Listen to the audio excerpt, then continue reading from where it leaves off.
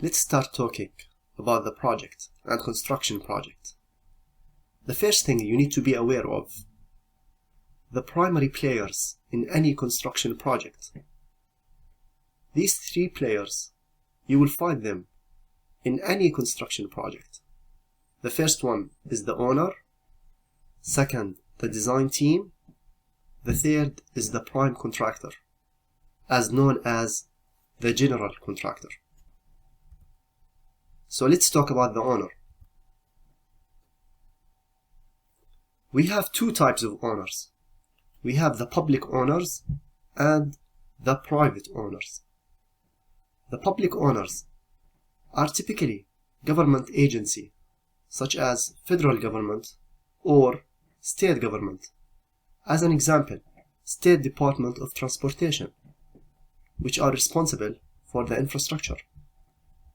These agencies, it represent the public and fund their project by spending the tax dollars or bonds to build these projects. The bond is mainly a loan. So whenever the government needs money, they issue a bond. The individuals, me, anyone can buy it, and they'll get like a coupon, an interest on this. It might be $50 a year. And the government will keep paying us until the bond is cleared. The second thing is the private owner. Private owners might be solo, one person, or might be a partnership, corporations. The funding mainly from own cash, but most of the time it's leveraged, so they rely on banking. So what are the responsibilities for the owner? The first and foremost responsibility is to pay for the project. The second thing, develop the program and outline the needs. The third thing, define the scope of work. This is very important.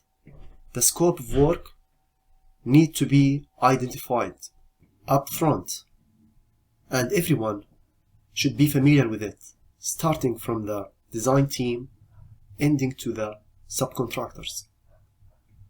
Fourth thing, create the overall budget for the project. This thing is done also with the assist from the design team. The design team assists the owner to estimate the approximate cost of the project. The design team consists of the architect and or engineer. The architect is the creative. When you remember architect, it's about creativity. Building must be functional, safe, and economical. Must suit the need of the people who are gonna use them.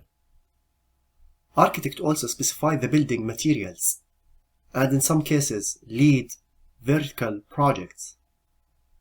Can act as a consultant on some projects. The engineer, it's all about logic. Structural engineer. Structural engineers determine the design of load-bearing elements of the building and ensure that each component is designed to safely withstand the loads that are imposed on the building. All kinds of loads should be taken into consideration whenever the structural engineer is gonna design the building. The structural engineer lead horizontal and industrial projects. Remember that the architect only lead vertical projects. So the responsibilities for the design team. The first one is to assist and advise the owner. Second thing, develop plans, drawings, and specifications. All these things we're going to talk about in the upcoming slides. The third thing, create the overall budget for the project. Moving on, the third player, and in my opinion, is the most important player, the MVP, which is the prime contractor, aka general contractor. So keep in mind, sometimes in the slides, I refer to the prime contractor as GC. So what is the general contractor? The general contractor, it is the firm that is in a prime contract with owner to deliver and perform the construction activities in accordance with specs and plans prepared by the design firm.